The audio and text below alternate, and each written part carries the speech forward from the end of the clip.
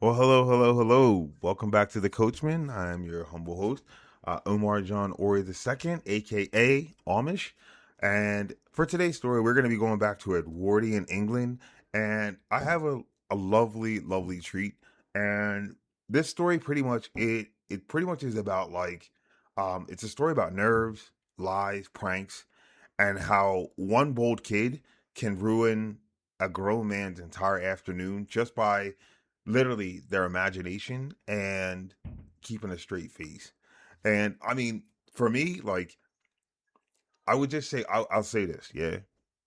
One of the most funniest things, but also the most dangerous things, right, is a kid that has an imagination that a kid that has an imagination for being very creative and yet bullshitting at the same time. It can be funny as hell, but it also can be dangerous. But I mean, we'll see here that it can be both.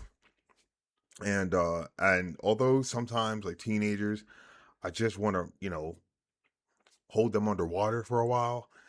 They're also, they're kids. And I think when a kid finds that their humor, it can be a beautiful thing. So let's get into this story and I hope you enjoy. My aunt will be down presently, Mr. Nuddle, said a very self-possessed young lady of 15. In the meantime, you must try and put up with me. Frampton Nuddle endeavored to say the correct something which should dully flatter the niece of the moment without unduly discounting the aunt that has to come. Privately, he doubted more than ever whether these formal visits on a succession of total strangers would do much towards helping the nerve cure which he was supposed to be undergoing. So if you didn't really kind of understand it, basically like this dude is was basically this dude is like a shut-in and he's being sent um kind of like, oh, you know what, it would almost be like if a therapist said, hey, for the next week, because you struggle to look into people's eyes, I want you to look in like once a day. I want you to look into somebody's eyes. So basically, that's what this guy's doing, except he's kind of like introducing himself to like just uh friends of friends. So, and as a friend of a friend, he's got to deal with this niece of a friend, and yeah, see how good or bad it gets.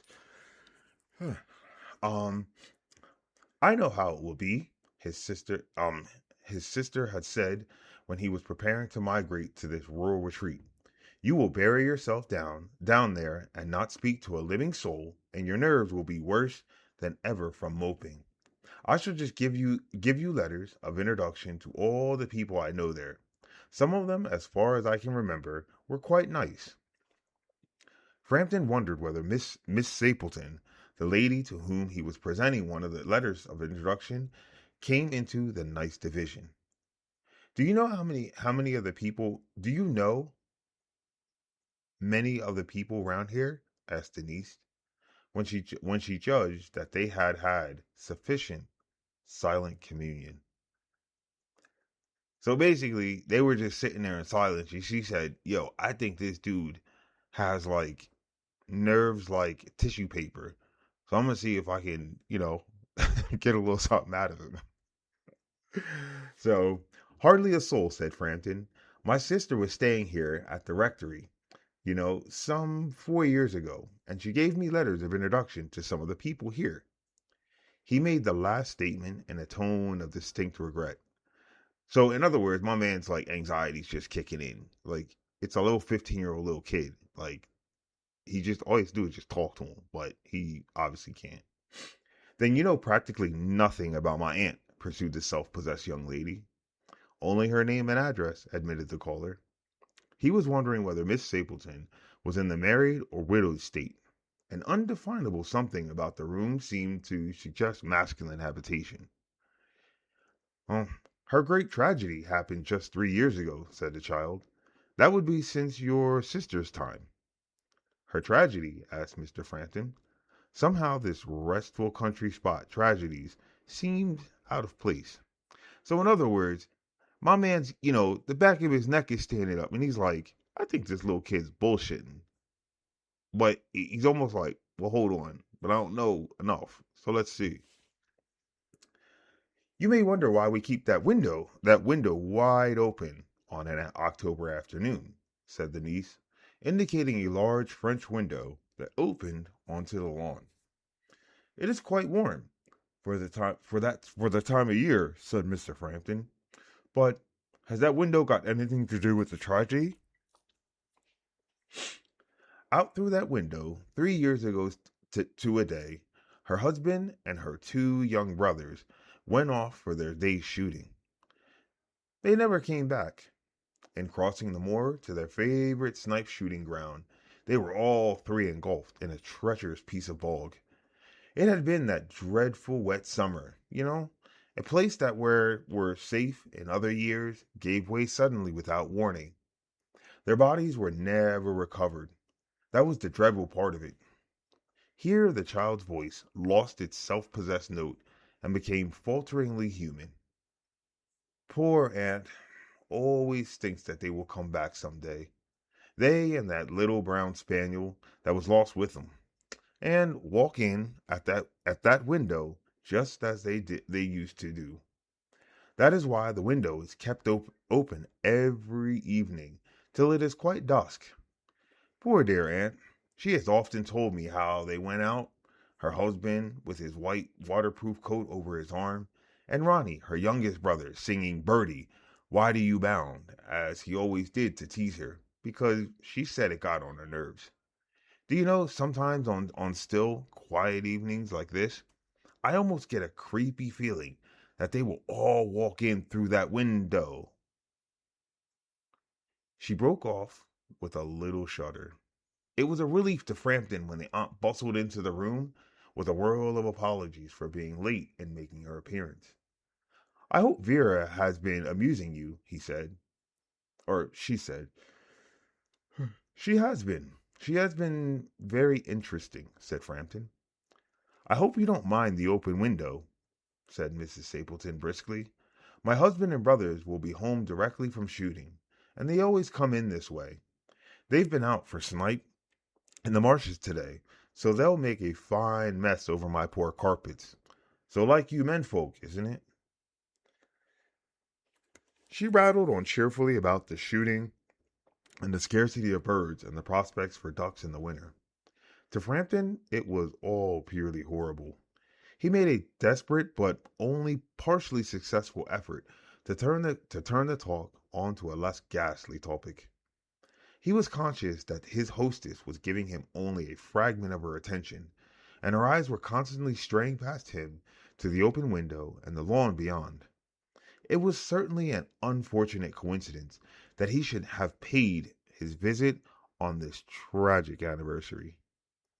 The doctors agreed in ordering me complete rest, an absence of mental excitement, and avoidance of anything in nature of violent physical exercise, announced Frampton, who labored under the tolerably widespread delusion that total strangers and chance acquaintances are hungry for the least detail of one's ailments and infirmities, their cause and their cure.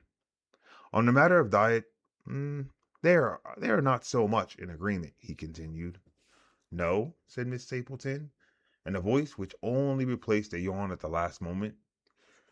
AKA, she was bored as shit from like his whatever his dribble drabble was. Then she suddenly brightened into her alert attention, but not to what Frampton was saying. Here they are at last, she cried, just in time for tea. And don't they look as if they were muddy up to the eyes? Frampton shivered slightly and turned towards the niece with a look intended to convey sympathetic comprehension. The child was staring out through the open window with a dazed horror in her eyes. In a chill shock of nameless fear, Frampton swung around in his seat and looked in the same direction. In the deepening twilight, three figures were walking across the lawn towards the window. They all carried guns under their arms, and one of them was additionally burdened with a white coat hung over his shoulders. A tired brown spaniel kept close at their heels.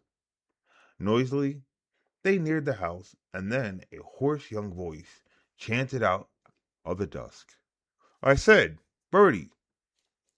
Why do you bound? Frampton grabbed wildly at his stick and hat. The hall door, the gravel, the gravel drive, and the front gate were dimly noted stages in his headlong retreat. A cyclist coming along the road had to run into the hedges to avoid imminent collision. In other words, my man hauled ass because his butthole ended up in his throat. So, here we are, my dear, said the bearer of the white mackintosh, coming in through the window. Fairly muddy, but most of it's dry. Who is that who bolted out as we came up? A most extraordinary man. A Mr. Nuddle, said Miss Stapleton. Could only talk about his illnesses, and dashed off without a word of goodbye or apology when you arrived. One would think he had seen a ghost. Shit, he did. To him. I expect it was a spaniel, said the niece calmly. He told me he had a horror of dogs. He was once hunted into a cemetery somewhere on the banks of the Ganges by a pack of pariah dogs and had to spend the night in a newly dug grave with the creature snarling and grinning and foaming just above him, enough to make anyone lose their nerve. Romance at short notice was her specialty. So as you can tell, yeah, sometimes like I said, it's funny, you know what I mean? And it's fun. Like sometimes it is fun to mess with people, but I mean my man had nerves, just like he had no nerve. And like this girl's just gonna mess with him. Like, I mean, I feel bad for the guy. Like, I mean, I could see my man as he turned around and she's just sitting there like playing off of his insecurities big time. So, but I mean, hey, that's why he got sent down there, you know? Loosen himself up a bit, and you know, but I guess he wasn't loose enough.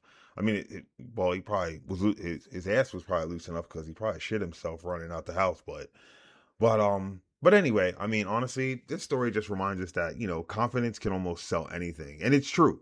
You know what I mean? Like like they say, fake it till you make it. I don't believe in the saying, but sometimes like you can if you just stick to your lie. I mean, yeah, it'll get anything. And so, when when your nerves are already shaky, I mean, you'll believe whatever makes sense, because that's the crazy thing about fear.